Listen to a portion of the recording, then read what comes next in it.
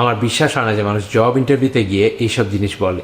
এই ভিডিওতে আমি একটা মেথড শিখাবো যেটা ইউজ করে আপনি যে কোনো টাফ জব ইন্টারভিউর কোয়েশ্চেন ভালো করে আনসার করতে পারবেন। আমি গত 9 বছর ধরে এইচআরে কাজ করছি এবং এর সুবাদে আমি বলতে গেলে প্রায় 10,000টার কাছাকাছি জব ইন্টারভিউ নিয়েছি মানুষের। এন্ড কিছু কিছু ভুল আছে যেটা ইন্টারভিউতে মানুষ করে, যেগুলো সবচেয়ে বেশি কমন। এখন আপনি হয়তো ভাবতেছেন যে ফেসবুক অথবা টিকটকে এই র্যান্ডম ব্যাটার কথা আমি কেন শুনবো। ওয়েল, আমি একটা র্যান্ডম ব্যাটা হলেও আমি গত 15 বছরে 4টা দেশে চাকরি করেছি এবং প্রায় 10-15টা দেশের কোম্পানির জন্য হায়ারিং করেছি। এখন ভিডিওর মূল অংশতে চলে আসি। আপনি যদি কখনো জব ইন্টারভিউ দিয়ে থাকেন, আপনি হয়তো এরকম কোনো কোয়েশ্চেন পেয়েছেন যে tell me about a time that you worked on a project that had business impact.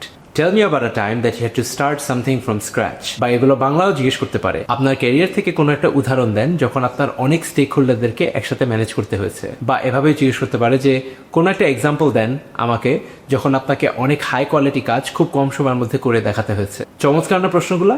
এগুলোকে বলা হয় বিহেভিয়ারাল ইন্টারভিউ কোয়েশ্চেন্স।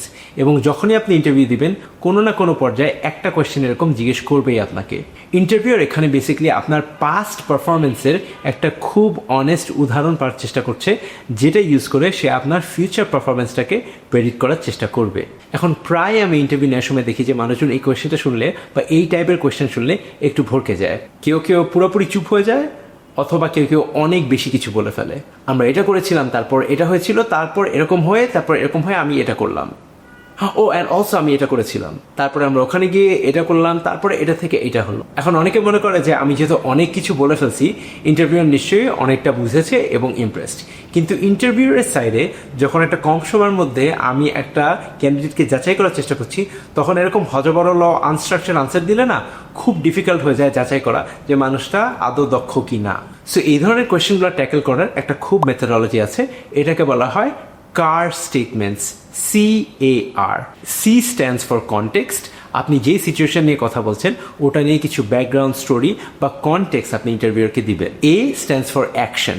আপনার হাতে কাজটা কি ছিল এবং আপনার কি কাজটা করতে হয়েছে এবং করেছিলেন আপনি, কি অ্যাকশন নিয়েছেন আপনি। এবং R হচ্ছে রেজাল্ট, আপনি যেই অ্যাকশনটা নিয়েছিলেন ওটার ফলে রেজাল্টটা কি এসছে। এখন আমি যেহেতু একজন HR প্রফেশনাল, আমি ইন্টারভিউতে খুব কমন একটা কোয়েশ্চেন পাই হচ্ছে Tell me about a time when you had to manage conflict between two parties. আমি এই কোয়েশ্চেনটা ট্যাকল করব। 2018 সালে আমরা যখন পাঠাও নেপালে লঞ্চ করছিলাম, তখন আমাদের অনেক টাইট ডেডলাইনের মধ্যে অনেক কিছু করতে হয়েছিল।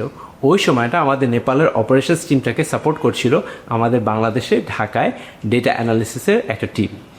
এই সময় যেহেতু অনেক প্রেশারে সবাই কাজ করছিল এবং ডেটা অ্যানালিস্ট টিমটা শুধু নেপাল না আরও অনেকগুলো রিজনকে সাপোর্ট দিচ্ছিল, এই দুটো টিমের মধ্যে বেসিক্যালি একটু কথা কাটাকাটি হয় এবং অনেক হার্শ কয়েকটা ইমেল এক্সচেঞ্জ হয় দুটো টিমের মাঝখানে। এর মধ্যে দুজন মানুষের সবচেয়ে বেশি কথা কাটাকাটি হয়। এই জিনিসটা যখন আমার কানে আসে তখন আমি ডিসিশন নিই যে না, আমার হেড অফ HR হিসেবে কিছু না কিছু করা উচিত। সেই সিদ্ধান্ত নিয়ে আমি প্রথমে নেপালের হেড যে সিনিয়র অনেক একজন মানুষ, তার সাথে ফার্স্টে বসলাম, তার সাথে খুলে জিনিসটা আলাপ করলাম যে আচ্ছা, ঢাকার টিমে একটু ডিফেন্সিভ হয়ে যাচ্ছে আপনার ব্যবহারের জন্য, কি হয়েছিল আমাকে একটু বলবেন। সে যখন খুলে বললো তখন বুঝতে পারলাম যে জিনিসটা একটা মিসআন্ডারস্ট্যান্ডিং ছিল এবং তার সাথে তাকে ঠান্ডা করে তাকে বললাম যে আচ্ছা, আমাদের প্রবলেম একসাথে হয়ে একটা মিটিং করা উচিত এই জিনিসটা রিজলভ করার জন্য। এই সেম জিনিসটা আমি করলাম, আমার জুনিয়র একজন টিম মেম্বার যে ডেটা অ্যানালিসিস টিমে ছিল সে অ্যাগ্রি করলো।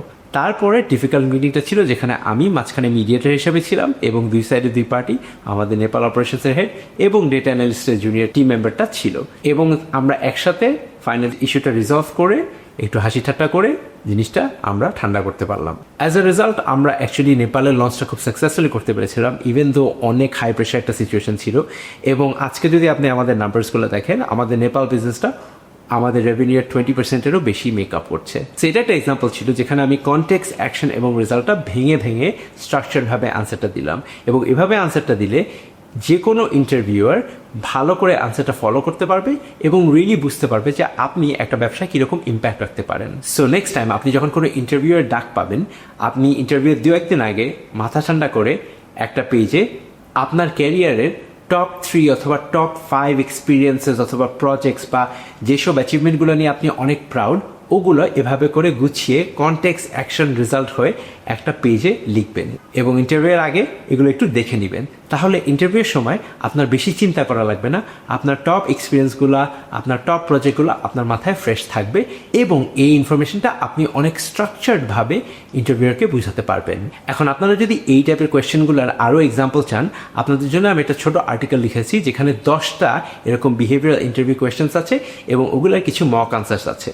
এগুলো দেখে আপনি হয়তো একটু হলেও প্রিপারেশন নিতে পারবেন আপনার নেক্সট ইন্টারভিউয়ের জন্য। এটা লিঙ্কটা ইদার কমেন্টসে পাবেন অথবা আমার প্রোফাইল বায়োতে পাবেন। এই ভিডিওটা দেখে যদি আপনি কিছু শিখে থাকেন এবং আপনার যদি মনে হয় যে এটা অন্য কারোর জন্য উপকারী হবে, তাহলে এটা প্লিজ শেয়ার দিয়ে দিবেন। অ্যান্ড ফলো মি অ্যাট খোঁজ সিফাত ফর মোর।